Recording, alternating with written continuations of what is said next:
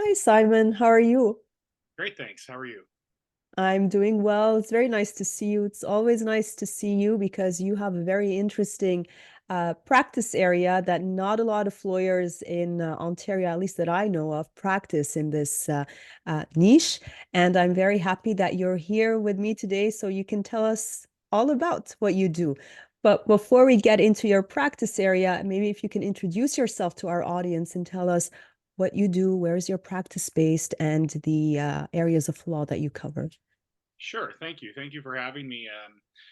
I'm always happy to speak on my area of practice, which is prison law.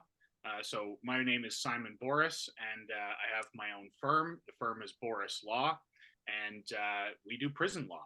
And prison law, or correctional law, as it's sometimes called, is an area of practice that focuses on serving clients who are already incarcerated, people who are serving sentences already. So this isn't for people who are incarcerated awaiting trial. That, of course, is the area of criminal defense.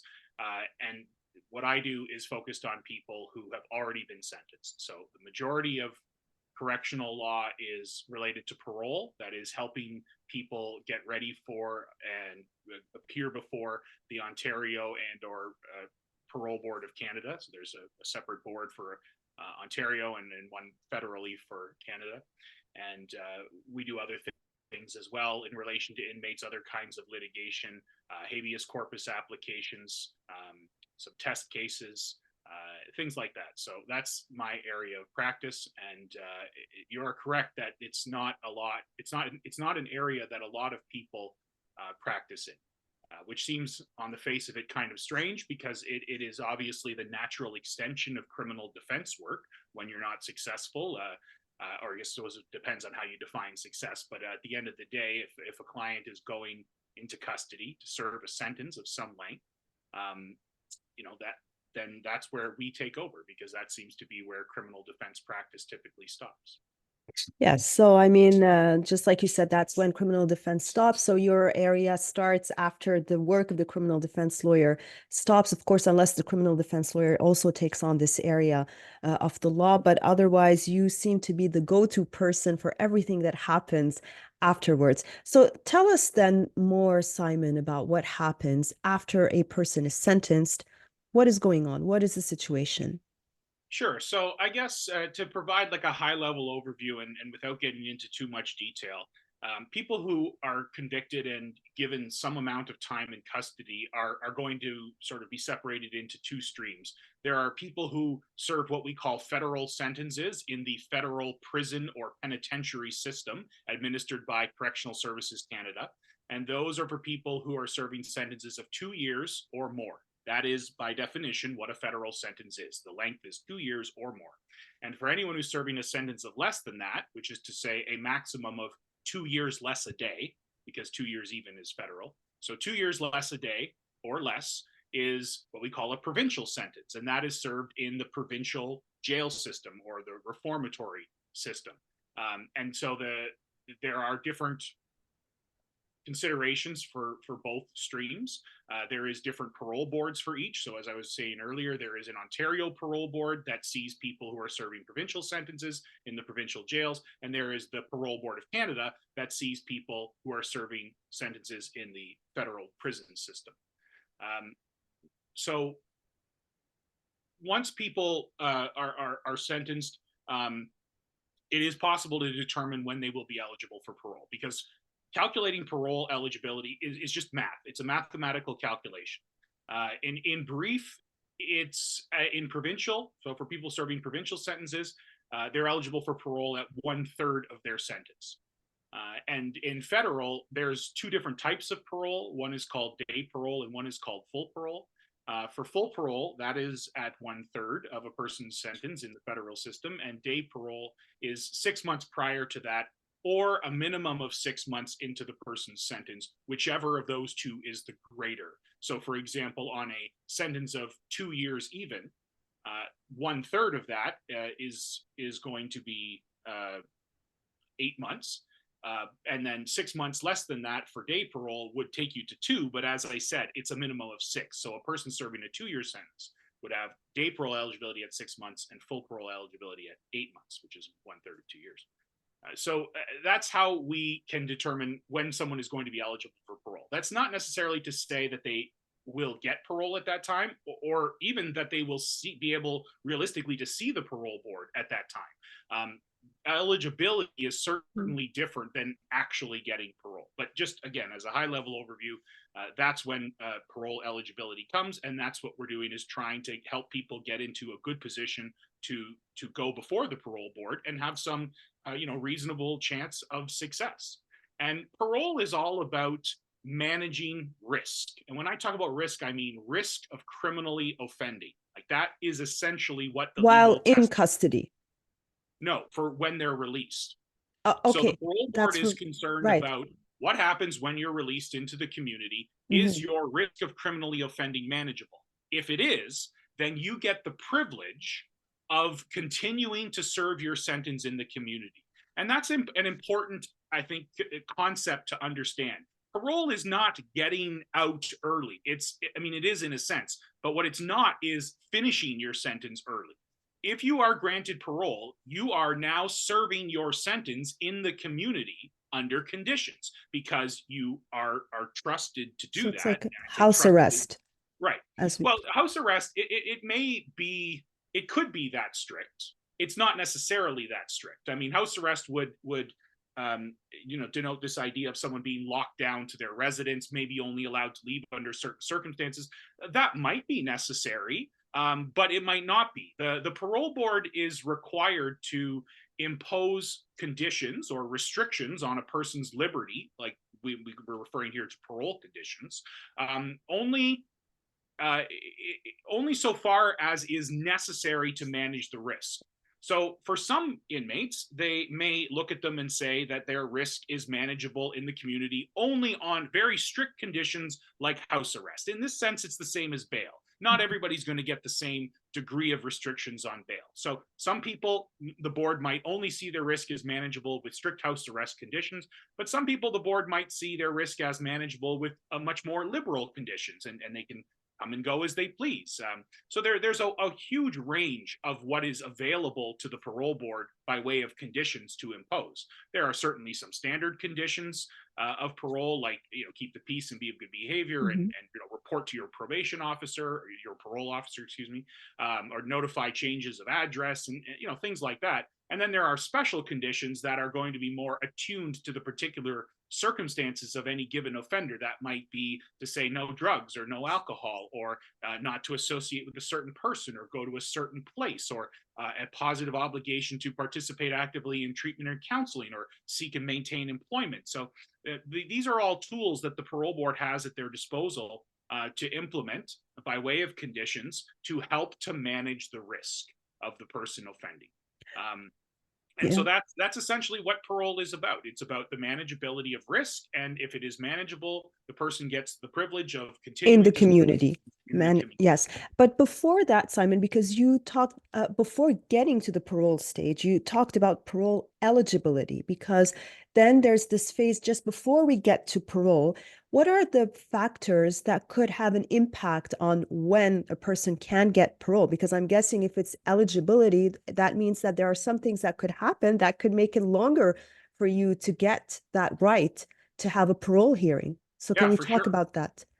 So in the provincial system, it's pretty straightforward. There's not a lot of circumstances that will delay a person from getting in front of the parole board, like later than their eligibility date. Usually, in most circumstances, for someone serving a sentence of greater than 6 months, the parole board will automatically schedule their hearing for a few weeks before their eligibility date. So it works relatively smoothly in the provincial system. It's a little bit different for people in the provincial system who are serving sentences of less than 6 months.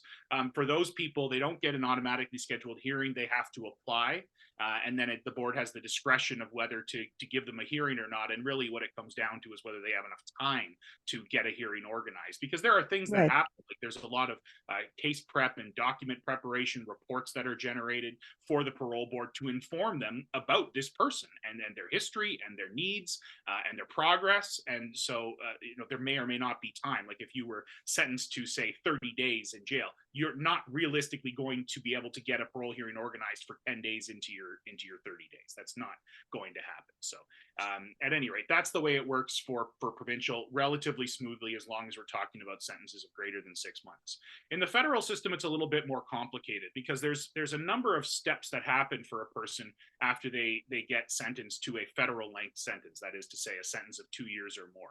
First of all, they're going to, after being sentenced, be taken not straight to the penitentiary, but rather to whatever the local jail or detention center is near the courthouse where they were sentenced.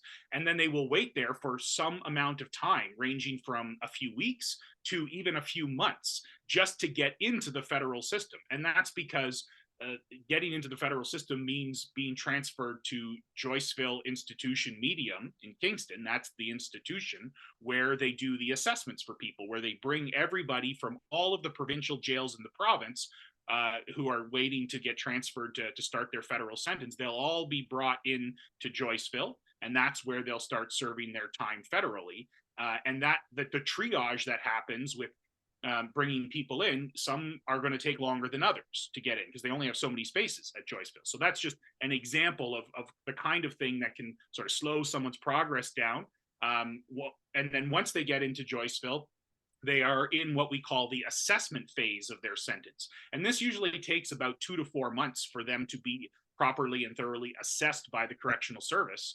And that means, talking to their parole officer in the institution, talking to, the mental health department, filling out various assessments, tests, and questionnaires, all of which is designed to allow the correctional service to develop a profile of this person, to understand their needs, and to develop ultimately what they call a correctional plan, which is that person's individualized roadmap to hopefully eventual release and reintegration into the community.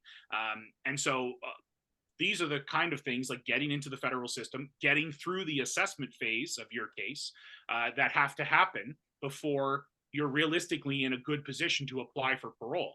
And this, getting into the federal system plus assessment time can be anywhere from, maybe 3-4 months on the low end to 6 months or 7 months on the high end, just kind of depending on how things go. And it's not really until you're at the end of that time in the assessment unit that you're in a good position effectively to apply for parole. And then when you apply for parole in the federal system, which you do have to do because you don't get an automatic hearing, at least not for day parole, which is the first one that you're eligible for, you have to apply. And when you apply, the parole board will assign your hearing to the 6th month down the road. There's a 6-month window between when a person applies and when they get their hearing. And that's not just due to backlog or something. I mean, it's designed like that to give enough time for the case prep to happen that needs to happen for a parole hearing. So when you add all of this up, I mean, my experience tells me that people don't realistically get to see the parole board any sooner in the federal system than about maybe 10 to 12 months into their sentence, even if they might have like a mathematically calculated eligibility date at say 6 months or 8 months or something like that, depending on the length of their sentence. So that's why I say it's more complicated in federal, and certainly a slower process in federal for people to actually get in front of the parole board with a decent chance at success.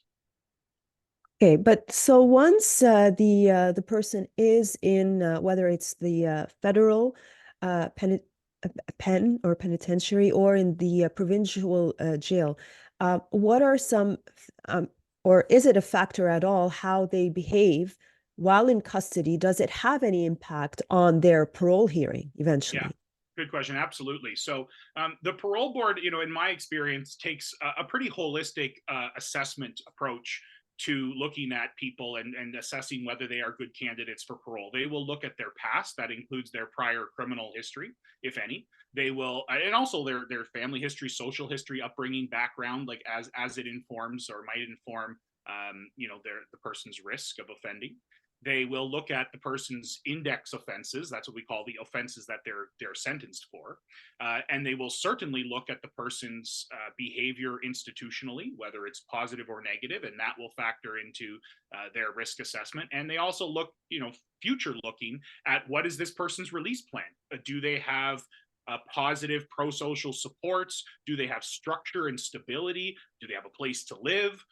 Do they have a job to go to? Will they be financially stable? Because These things, if present, certainly can be considered what we call protective factors against reoffending. And And that similarly, becomes similar to, sorry, to bail, to some of the yeah, considerations we look at when we're coming up with a bail absolutely. plan. Yeah, Okay, absolutely. Yeah, similar, very similar to the bail process. There's a lot of similarities between bail and parole, and this would be the same thing as well. Like if you were assessing a person's suitability for bail, you'd look at their history, you'd look at right. what they're accused of, you'd look at what their plan is. That's very similar to the way the parole board approaches this. Okay, but in addition here, we do take into account how they've been behaving while they were in custody. Yeah, for sure. The parole board is a big believer in the idea that past behavior is a good indicator, maybe even the best indicator of future behavior. So if you have somebody who, while incarcerated, can't seem to follow the rules of the institution, is getting into trouble, is committing what we call institutional misconducts, that Mhm. is to say, like breaking the rules of the institution, or maybe even getting criminal charges still while incarcerated, this does not bode well for their Yeah. prospects for release. It doesn't show, it doesn't help to convince the board that they are going to be able to comply with the conditions of parole and obviously with the law generally speaking, if they're released. So similarly, or I guess I should say on the flip side, a person who has impeccable institutional behavior, gets a job institutionally in a position of trust, like different positions of trust like the kitchen, or cleaning, say, the staff Mhm. offices or something like that. This shows quite the opposite, that they are to be trusted, and that bodes well for their prospects for release. Okay. And obviously, they also take into, they probably look at the fact of whether they have also still ties in the community and if they have a family waiting for them outside and who are prepared to support them, I'm guessing, just like in Yeah, bail. absolutely. I mean, the board looks for whether a person has structure and stability in their release plan, like basically, which is to say their life when they get out. Yeah. So that includes things like employment or education, or some other way to fill your day with positive and pro-social activities. They look at what your support network is like. Do you have a positive pro-social support network of family or friends or professionals as well? Certainly we often engage professional assistance for clients, that is to say, like counseling or treatment or programming of some kind to address, or perhaps continue to address, if they've already had some of this in well incarcerated, their needs. And so that is certainly a big factor for the parole board to consider as well. I think it's not hard to see how people who have that structure, stability, and support are frankly like less likely to offend for those reasons. And Simon, maybe if you can tell us a bit about the difference between the federal penitentiary and the provincial jails. Yeah, so I think that you know people often have a sort of generalized idea that things are that the living environment is better in the federal penitentiary Mhm. system. People have like nicknames for it, like Club Fed, denoting this idea that it's somehow some easy ride in the federal prison system. That is not necessarily the case. But really, what I see is that circumstances in the provincial jails are not good. They have a lot of inmates. They have not enough staff. They have very little ability to deliver programming of any meaningful kind to people in the provincial jail system. The frequent comings and goings of people who are either on remand or short sentences, it makes it a very sort of challenging environment to have any kind of structure or stability really on the long term. And so I think actually the provincial jail system is probably in most cases as bad or worse than the federal prison system. I think that has to be qualified by the idea or the knowledge that in the federal prison system there are different security levels. Like there are minimum security institutions, there are medium security institutions, and there are maximum security institutions, and they are quite different between those. Like a maximum security institution is going to be very similar to the provincial jail system. Is going to be tightly controlled. People don't typically have the ability to move off range. They're locked on their ranges, maybe confined to their cells for extended periods of time. They're very tightly controlled. In a medium, you might have a little bit less restrictions on people, and then in a minimum, uh, you know, people are typically able to move about the prison grounds on their own. Like they don't, in minimums in federal, they don't live in cells. They have rooms in sort of shared housing. And that's, I think, where this idea of like it being a camp type setting or club fed comes from. But keep in mind that like that's for people who have sort of earned that privilege or who have demonstrated to the correctional service that they can be trusted in that kind of more relaxed environment. And this makes sense because it doesn't, on the flip side, make sense to incarcerate everybody at the same level of security. It doesn't make sense to incarcerate people at a higher level of security than is warranted. That is more costly to society. It is more damaging to people's like mental state to be in that kind of a restrictive environment. And it's just contrary to one of the fundamental principles underlying our correctional system, which is the idea that we only restrict people's liberty as much as is necessary to do the thing we're trying to do, which is to say incarcerate. But while you're on this topic of liberties, and so what charter rights, if any, apply for individuals who are in custody? I mean, the presumption of innocence is gone here at this point, but what is left? Yeah, so I mean, you are correct. There are some charter rights, like the presumption of innocence, that exist for a person who's charged with offenses that obviously dissipate when they are convicted of those offenses. But certainly, people still retain their other charter rights. I mean, in fact, people retain all of their rights, charter or otherwise, except those that are sort of necessarily removed or revoked by virtue of being incarcerated. So a person in Canada has mobility rights. Well, obviously, that is restricted by virtue of your incarceration. But many of the other rights, the right to be free from unreasonable search and seizure in Section 8 of the Charter, the right to life, liberty, and security in Section 7 of the Charter. I mean, these things certainly still apply. Now, they apply in slightly different ways because the Correctional Service does have the statutory ability to say conduct searches quite liberally in prisons and searches of inmates and cells, which makes sense. But the rights, again, in principle, still remain. And that's an important sort of, again, philosophical approach to the way we incarcerate people, that we only do the minimum that is necessary to incarcerate this person. And I wanted to ask you, Simon, because you did mention the mobility right. Does that apply in a way where they can change from one institution to another? Or Not as of right, but certainly people are entitled to request of the correctional service a voluntary transfer to another institution within like the same security level, or even to a lower security level if they feel it's warranted. And the correctional service will, or at least should, give fair consideration to those requests. So it might be to accommodate someone's, to be closer to someone's family who's in another province, to help with their rehabilitation or their reintegration into the community eventually. So it's not a right per se, but people do have the ability to ask for this, and it should be fairly considered. all right. And so one last point that I wanted you to maybe explain a bit more about, especially given that most of our viewers are criminal defense lawyers. What are some of the things that criminal defense lawyers do in their work that have an impact, and that maybe you would give like tips for them not to do, because that could potentially damage their client's situation later on when they're in custody and when they're applying for parole? Yeah, for sure.